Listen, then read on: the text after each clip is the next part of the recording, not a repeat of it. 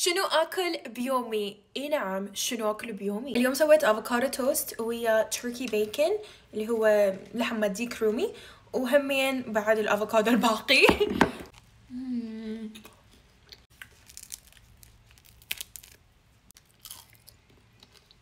راح ناخذ بايوتين، راح اخذ 2 هذول زينين للشعر وللبشرة.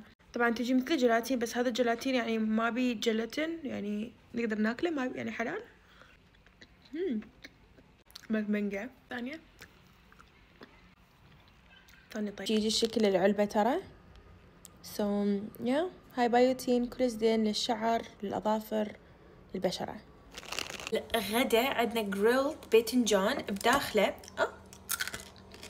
داخله طماطة زيتون شعب بزازين حمال تركي كرفس، وعندي الصوص هنا هذا لبن ويا البولداك صوص، وهذا بس لبن عادي. اوكي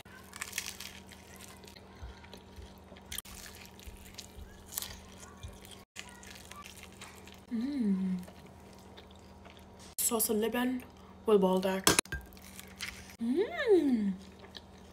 خرافية. اني جوعانة راح اخذ هذا، واتوقع انهي الفيديو هنا، لان انا حقيقة بعد ما راح اكل، لان ما اقدر اكل. لو اقدر اكل كان اكلت، بس ما اقدر يعني حقيقة ما مشتهية اي شيء، واحس نفسي مدخومة. واصل لك اللي هنا حقيقة هذا هو بس مكمل الياف.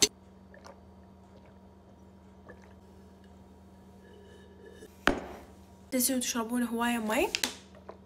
بيسكلي كان اكلنا اليوم. اتمنى عجبكم الفيديو، اشوفكم في فيديو ثاني. باي باي باي.